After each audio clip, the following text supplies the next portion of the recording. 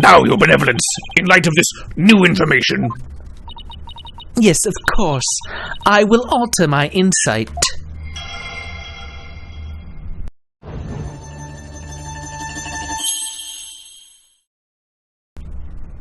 The accused swung whatever he's holding. Okay, we can safely assume the accused struck the victim after the blackout began.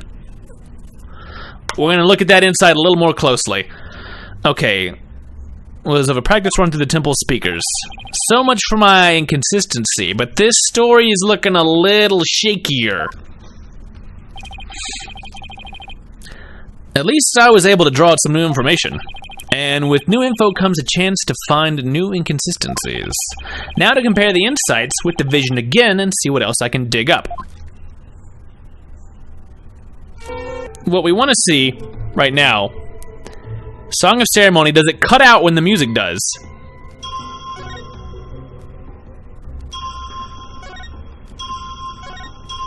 No, the song's still playing. So we want the accused struck the victim the moment after the blackout began.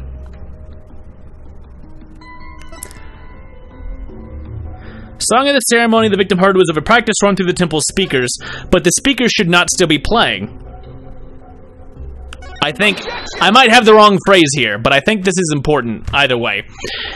Yes, I finally found it. This is the gaping hole I've been looking for. Your benevolence, as impressive as your spirit communion power is not infallible.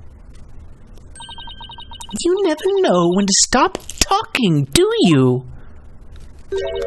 I hope you realize your words are an insult to all adherents of Qurainism, the religion practiced by literally everyone in this room. Defense, watch what you say, Paul Conker. If you don't mind that tongue of yours, you won't have one left to mind. It's certainly not my intention to insult spirit mediums. But maybe I'm not the one who needs to learn when to stop talking. Oh, sassy Phoenix! Oh!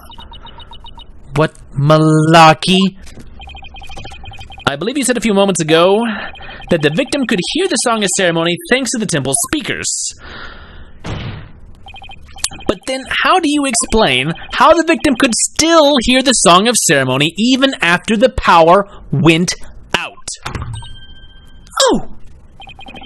This contradiction of facts can only mean that the Song of Ceremony Mr. Rollhard was not coming from the speakers. What? Impossible! What are you saying? That the song he heard was coming directly from the performance hall? That's exactly what I'm saying. It's the only possible explanation. But the scene of the crime was nowhere near the performance hall. Like, that's a nice map that would have had it earlier. Right. The song couldn't make it all the way to the treasure room. Not unless... You mean to say... Yes, the treasure room was not the actual scene of the crime. It must have been somewhere else, somewhere closer to the performance hall. What? You can't be serious. There is a glaring contradiction in the claims of her benevolence in the prosecution.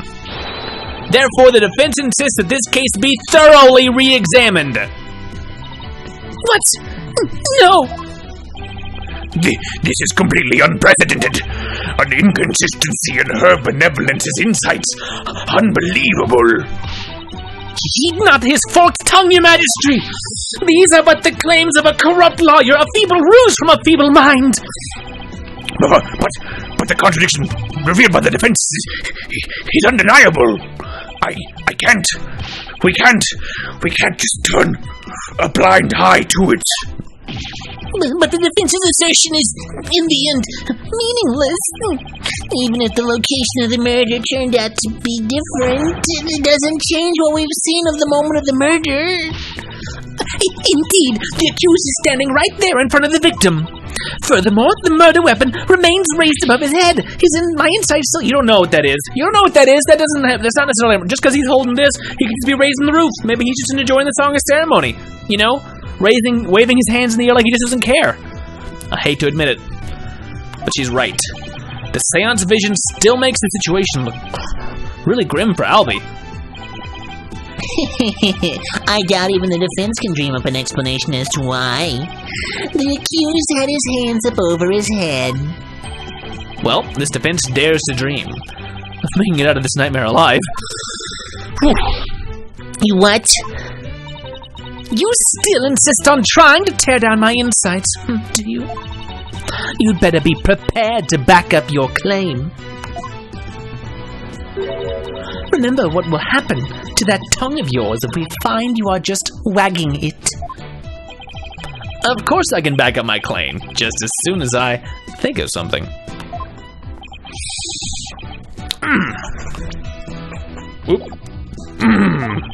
You appear to be fully prepared, defense.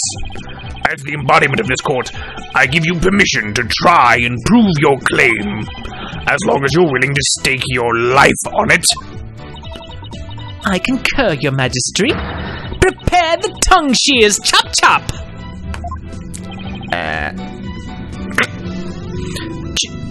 Chop chop. No, I use this tongue for tasting and talking. Yes, let's have the bailiff fetch them. We'll just hold them out there and just go ka-chink, ka-chink, ka-chink the whole time he's talking. It'll freak him out. I think I saw a suitable pair in the basement. Chop chop. Stop. I hear that lying lawyers have several tongues to spare, just keeping them in their pockets. I'm sure he won't miss one.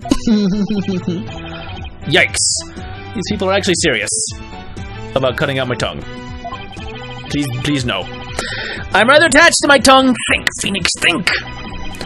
Other than to raise a weapon, why would Albie have held his hands up like that? Okay, because someone was pointing a gun at him. Oh! Aha! So that's why. The reason the defendant had his hands up over his head can be explained by something in the crime photo. What explains why Albie had his hands raised above his head? It's the gun. He was pointing his gun at him. As in the seance vision, I witnessed the defendant raise both of his hands over his head yesterday. You did? Where did you see such a thing? Well, he was threatening me with a holy relic. No. When the police had their guns trained on him as they made their arrest. Please, no. Please. I don't do anything. Oh, are you saying... The victim was a security guard, and an armed one at that. The defense proposes that the victim had pointed his firearm at Albie. And that's why the defendant's hands were raised in the air. Freeze, dirtbag! Ha! Makes sense.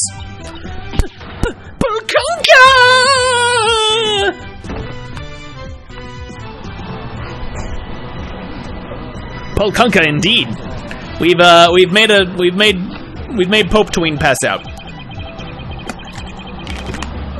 Who would have thought the seance vision could be interpreted that way?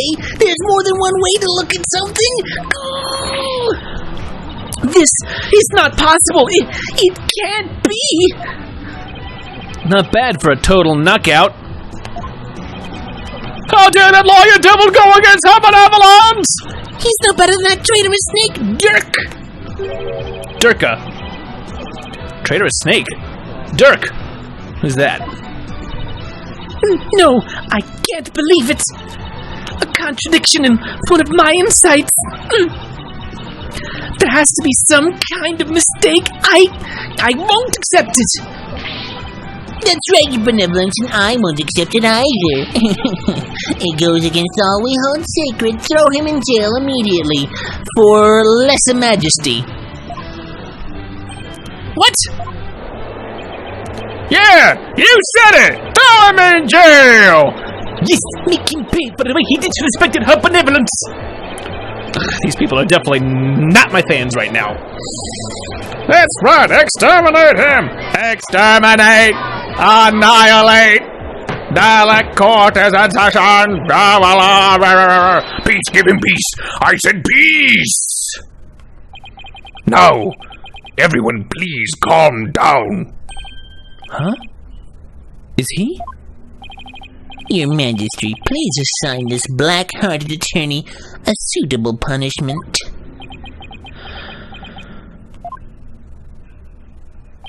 No, I can't charge him with lese majesty. What? What? But why not, Your Majesty? He was simply following the proper procedure for defending the accused. There's nothing unlawful about that. Even here, our crazy backwards country. But Your Majesty, don't you want to wrap up this trial up quickly and then hand me another win so that I can put another thing on my badge? For my thing, my sash? My win sash? Why not just give your verdict, then you can go home and make it up to your lovely, lovely wife? We can't end the trial now. Not when we just learned new information about the case. What? Your Majesty, not you, too. You would honestly entertain the idea that my insight contains a contradiction. Truly, it is shocking. In the 20-plus years since the DC Act went into effect, such a thing has never occurred. To be honest, I didn't want to believe it either. But with his life on the line, the defense pointed out an inconsistency, and it is our duty to scrutinize it to the satisfaction of the law. You dare go against the royal priestess, you non-believer!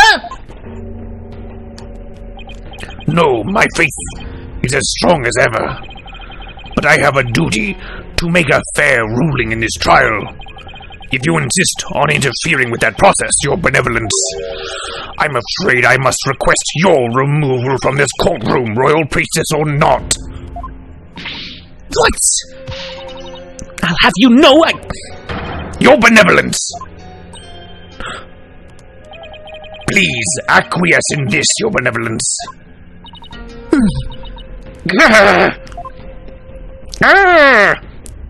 Looks could kill. These guys would be having a duel out on a Wild West street. I won't forget this offense, bobbed head. I do not admit defeat. I won't. Bailiff, please see Her Benevolence out. Your Matama will face due retribution in the Twilight Realm.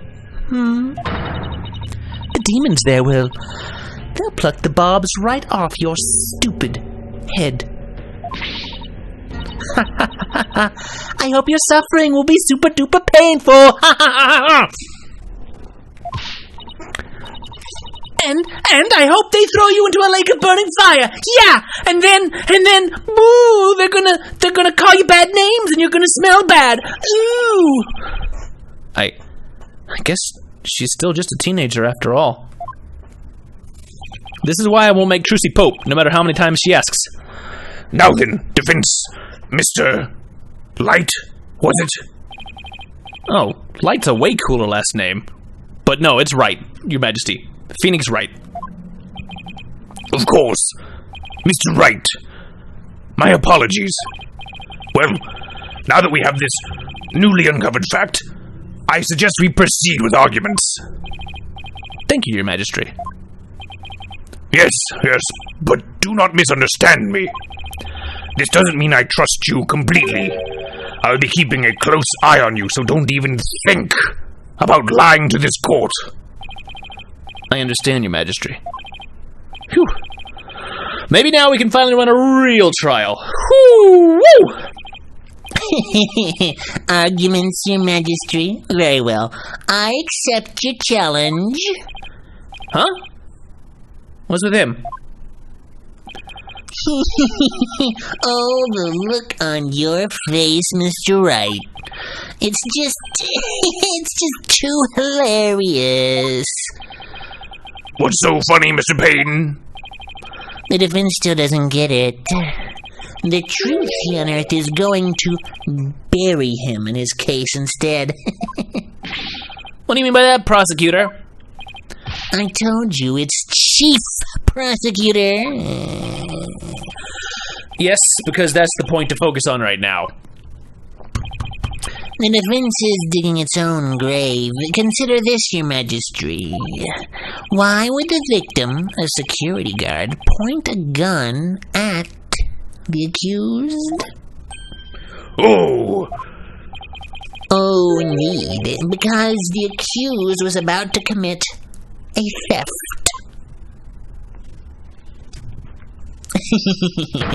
It is the only logical explanation. What? That does sound pretty logical, actually. It doesn't help the accused situation at all. If anything, it makes him look even more guilty. Yes, I have to agree. Allow me to spell out this truth the defense didn't bother to think through. Mr. Roll came across the accused just as he was trying to steal the treasure. The guard pointed his gun at the accused, and just when the power went out, the accused murdered the victim and hid his body in the treasure room. A hand truck for moving heavy treasure around is stored in the treasure room. The accused could have easily moved the body with that. After all that hard work to knock down these insights, backed into the old familiar corner once more. Okay. Mr. Wright, do you have a rebuttal? I'm drawing a total blank here. I hope you're ready to climb that scaffold.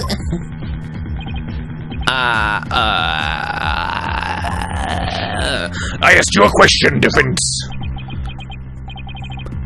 I've got nothing. I can't think of any grounds for an objection.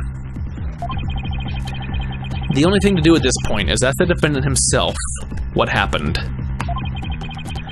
But I don't know if Albie will cooperate with me or not.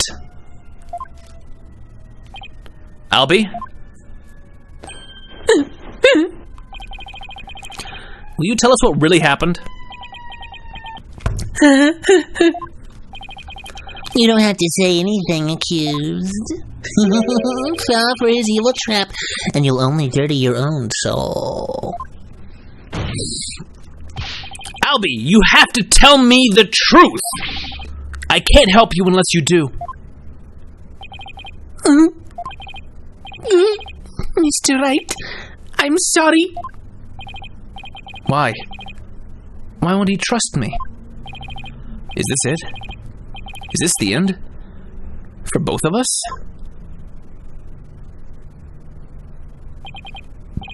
Maya, I'm sorry.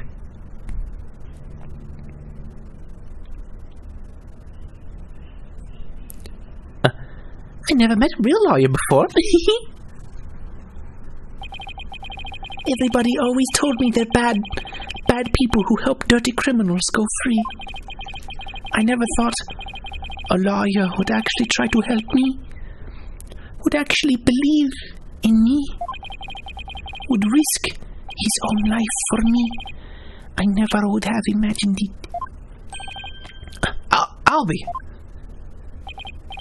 So, that's why I lied, to try and save myself. But I'm not going to lie anymore! If you believe in me enough to put your life on the line, then I'm going to believe in you too! What?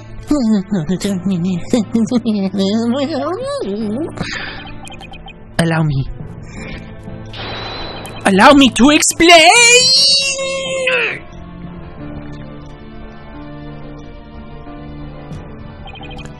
Now we're talking.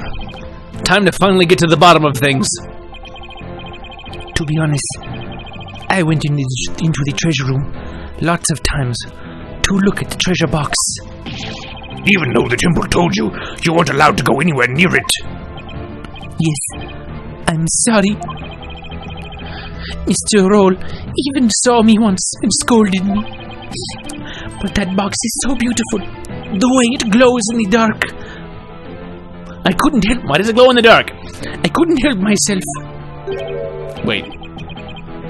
It glows in the dark?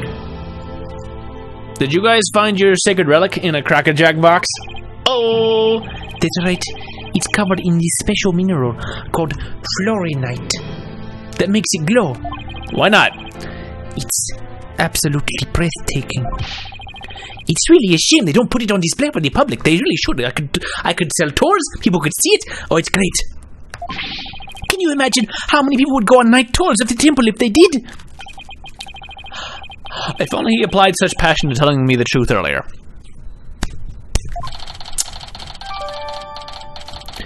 Treasure box updated in the court record. Okay, it glows. That is important. On the day of the incident, I was on my way to the treasure room again when I ran into Mr. Roll on the great stairs.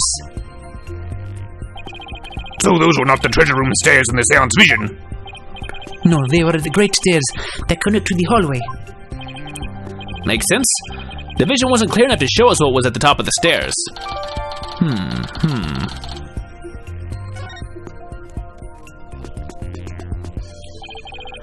All of a sudden, Mr. Roll drew his gun and threatened me with it. I quickly put my hands up in the air. What? Mr. Roll, he acted so scary. For some reason, he had his scarf over his mouth. I couldn't read his expression at all. Just then, the power went out. So I took that chance to hightail it out of there. I ran for my life. Even now when I try to think back on it, all I can remember are the gun and the piercing look in Mr. Roll's eyes. That must have been when I dropped the notice scroll. Which means someone else brought it to the treasure room, along with Mr. Roll's body. Did Mr. Roll say anything to you when you ran into him on the stairs? What is it, Albie? I have no idea why, but he asked me a strange question. Did you steal it? He said. What? I'm sorry. I'm sorry I didn't say all this before. I didn't think anybody would believe me. A grand speech. One that confirmed my suspicions that you were the thief. Objection! But that might have just been the victim's misunderstanding. Where there's smoke, there's fire, as they say. The victim must have had good reason to be suspicious of the accused. I guarantee it had been stolen, but by somebody else. Someone who we've seen in a certain cutscene already. Why does every new piece of information have to seem so incriminating? Shadow, what do I do, Shadow? And what better reason to suspect the boy than seeing the treasure box in his hands? In the course of his rounds, the victim must have noticed that the treasure had been stolen. And then, just after that, he ran into the accused. I'll be your guide. No, that's not what happened. Therefore, the one who stole the treasure and killed the victim can be none other than the accused. Ah! Puppy! He snuck a Pokemon into the court! Kill him! What now? Whoa. Whoa. Settle down. Hey, Shadow, down boy. Well, what do we have here? I'm sorry about this. This is my dog, Shadow. Oh, the booger puppy. You nearly gave me a heart attack. So, that's what was making his bag move. It was me. I'm a dog. I was making the bag a dance. Can't you quiet that yappy mutt down? I hate dogs. Shadow says that Mr. Roll made a mistake. You can understand him? A cute boy that talks to animals?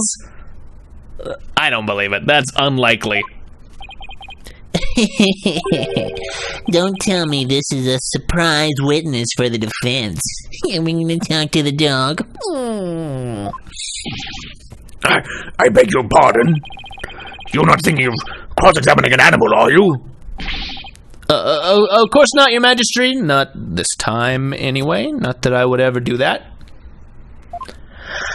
Phew, well, I'm glad to hear that. That would be crazy and weird. Foreigners. Oof. I thought I'd have to reassess my assessment of your sanity for a second there. I think I'd better reassess my strategy, and fast. I have to somehow show that somebody else could have struck the victim, or were sunk. While it's true that the defendant was standing in front of the victim when he died, it doesn't mean somebody else couldn't have struck the victim at the time. If you're going to go that far, then I hope this means you have another angle of approach ready. Let's look at that photo on the court record here for just a moment here while we think about it. Details. Yeah. Look at this. The blow is on the back of his head. It's back here. It's not up here in the front, which is what would happen if Albie had been the one clunking something down. Yes. I think that's good. Exactly. I mean, who but the accused standing front and center could have done it? Unless you can back up your claim, it's nothing more than conjecture, something we suddenly care about. Okay, come on, Phoenix. I know I can think of something convincing. Where else could the victim have been struck from? Well, from behind, of course. With the defendant standing in front of the victim, isn't it possible that the victim could have been struck from behind? From behind, you say? I see. Yes, I suppose it's not outside the realm of possibility. Good. Now at least I have some breathing room. But who do you suppose it could have been? Well, the true culprit, naturally. The one who actually committed the theft and murder. The true culprit. And I suppose you have a true timeline of events to go along with that. I should have known I'd have to explain everything. Alright, if we assume the true culprit struck the victim from behind, then that means... After going to the treasure room and stealing the treasure, the true culprit tried to escape. But then Mr. Roll appeared, making his rounds. I imagine the culprit then quickly hid in the storeroom at the other end of the hallway. You're grasping at straws, Mr. Wright. Admit it, you have nothing but baseless conjecture. No, we have got a photo that shows a little bing bong on the back of the bing bong. I'm gonna look for something else to base it on, right now. That's not the way to phrase that. That's proving that you're bluffing. Albie, when you ran into Mr. Roll in the hallway, was there anyone around the storeroom area? I don't know. There might have been somebody there, but I couldn't see. It was only halfway down the stairs, so I couldn't see the ends of that hallway. I see. Swing and a miss. I saw him! Hippie-looking guy! Oh, Shadow says that someone was there. I see. Thank you for that. Too bad his testimony is inadmissible because he is a puppy dog.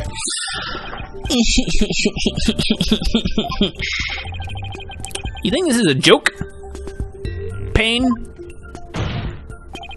Maybe the defendant didn't happen to see this other person. But that doesn't mean the true culprit couldn't have been there in the hallway. Your desperate floundering is getting hard to watch. But I will enjoy watching you sink. What are you talking about? Unfortunately for you, only the accused and the victim were there in that hallway at the time of the incident. How can you continue to make that assertion? Because there was a witness. A very reliable... If there was a witness, then there was somebody else there!